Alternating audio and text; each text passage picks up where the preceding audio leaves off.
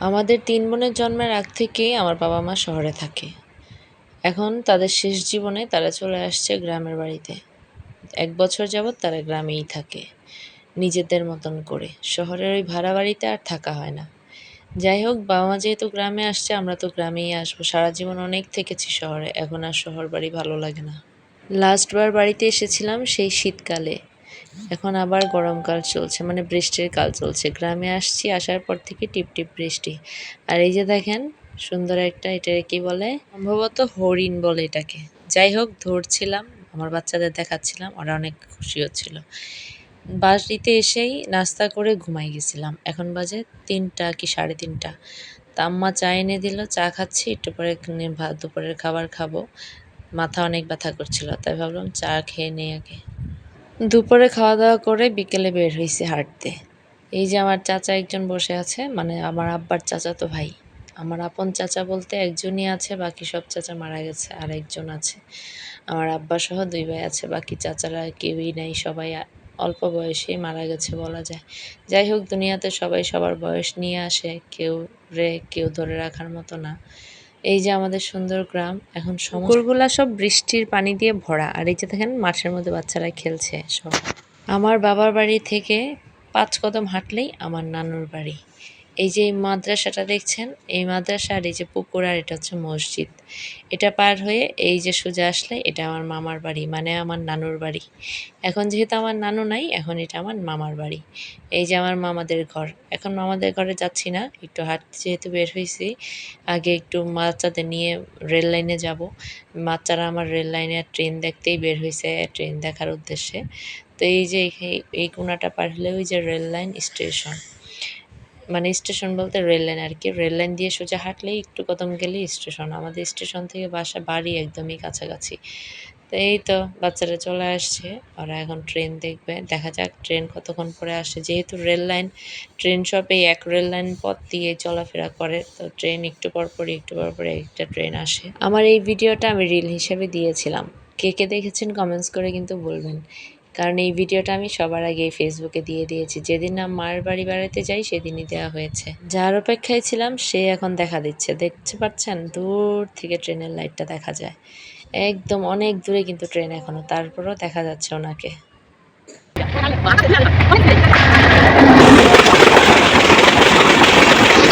বাড়িতে এসে রাতের বেলা, মানে সন্ধ্যার সময় পিঠা বানাচ্ছি। আম্মা তাল চিপে দিছে ১ বালতি তাল। এই তালগুলা দিয়ে পিঠা বানাবো, আর কিছু ফ্রিজে রেখে দেবো, আর কিছু জাল দিয়ে বাচ্চারা সহ তার নানা খাবে। আর এই যে পিঠা বানাচ্ছি, পিঠা বানানোর দায়িত্ব আমিই নিলাম। যেহেতু বাপের বাড়ি আসছি, কিছু করে খাওয়াইলে ভালোই লাগবো, এই জন্য ভাবলাম আমিই বানাই। আমার মার সেই আদিকালের পুরনো কড়াইয়ের মধ্যে পিঠা ভাজতেছি। অনেকগুলা যেহেতু পিঠা ভাজবো, তো বড় একটা বলের মধ্যে নিচ্ছি। অনেকগুলা ভাজা হয়ে গেছে, কিছু ভাজা হচ্ছে, আর কিছু এখনো কড়াই আছে। বেশি অর্ধেকগুলাই রয়ে গেছে, কম অর্ধেকগুলাই ভাজা হয়েছে মাত্র। এই তো আস্তে আস্তে চেষ্টা করতেছি ভাজা শেষ করতে। আমার মার বাড়ির মেজো জামাই চলে আসছে সন্ধ্যার পরে। আমি আসছি কালকে সকালে, আর সে আসছে আজকে। পরের দিন সকালে ঘুম থেকেই আমরা হাঁটতে বের হয়েছি। বাইরে বের হওয়ার পর দেখি জায়গায় জায়গায় রাস্তায় রাস্তায় এই হলুদ কালার ফুলগুলা। মনে হচ্ছিল সবুজের মতো সবুজের মধ্যে হলুদ হলুদ ফুল ফুটে আছে, এরকম এত সুন্দর লাগছিল। সকাল সকাল আমরা বের হয়ে গেছি। এখন আমরা মানে হাঁটতে বের হয়েছি, দেখা যাক কতটুকু হাঁটা যায়। গ্রামে আসলে এই গ্রামের পরিবেশে হাঁটতে কিন্তু আমার খুব ভালো লাগে, তাই প্রতিবারই আসলে সবাই মিলে এইভাবে হাঁটি। গ্রামের যে পরিবেশটা, এটা সারা বাংলাদেশ কি সারা পৃথিবী খুঁজেও পাওয়া যাবে না, যেখানে এই সকালবেলা নিরিবিলি অবস্থায় হাঁটতে খুবই ভালো লাগে। যার জন্য যারা গ্রামে থাকেন তারা তো এই সুন্দর পরিবেশটাদের সাথে মিশেই আছেন। আমরা যারা শহরে থাকি তাদের জন্য এই পরিবেশটা অনেক মজাদার, আর এক প্রকার নিজেকে উৎফুল্ল করার জন্য যথেষ্ট। আসতেই আরেকটা ট্রেন চলে আসছে, এই জন্য মেয়ে দুটা আমার দৌড়াদৌড়ি শুরু করে দিছে। রেল লাইনে আসতেই ট্রেন।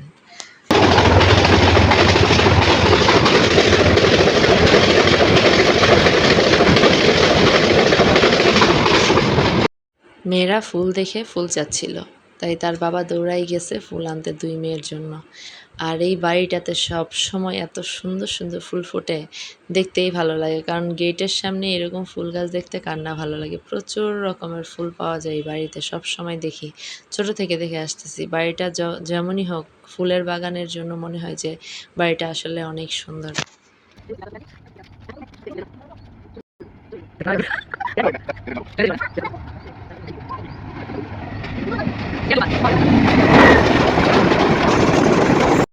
ফুল ছিঁড়তে ছিঁড়তে আর কদম সামনে আসতেই আরেকটা ট্রেন চলে আসলো। এখন আমরা হেঁটে বাড়ির দিকে আবার যাচ্ছি, এটা আরেকটা পথ। আমার আব্বা ছোটটারে দেখেন 2টা ফুল মাথার মধ্যে সে পরাই দিছে, সেও পরে অনেক খুশি। হেঁটে কিছু কদম আসতেই সামনে একটা হোটেল পেলাম।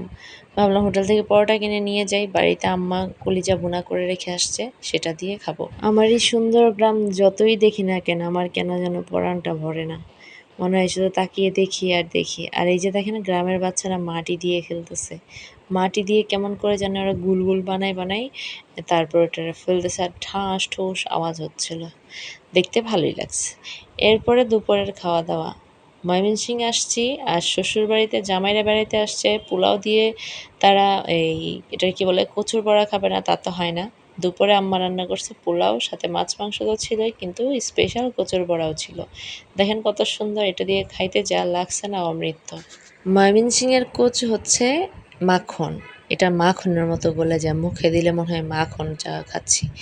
মুখে যায় যে কি হয়ে যায় তা আপনাদের মুখে প্রকাশ করাইতে পারবো না। আপনারা যদি ময়মনসিংহের কচু না খেয়ে থাকেন কেউ বুঝবেন না। আর যারা ময়মনসিংহের মানুষ তারা তো এই অমৃত খাবার সারা বছরই খেয়ে যাচ্ছে, মানে প্রতি বছরই কচু। আমার এক চাচতো ভাইয়ের বাড়ি থেকে পিঠা আর পায়েস পাঠাইছে, সেটাই আমার চাচা সবার ঘরে ঘরে বিলাচ্ছিল।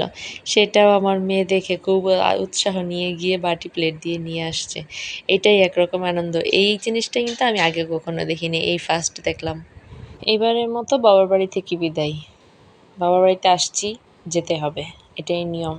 তবে এবার তো আর ঘুরতে আসি নাই, আব্বা অনেক অসুস্থ ছিল, যার জন্য আসা হয়েছে, মানে আসছি। ওই যে দূরে দেখা যাচ্ছে আমার মামা আর আব্বা, তারা দুজন আসছিল আমাকে বিদায় দেওয়ার জন্য।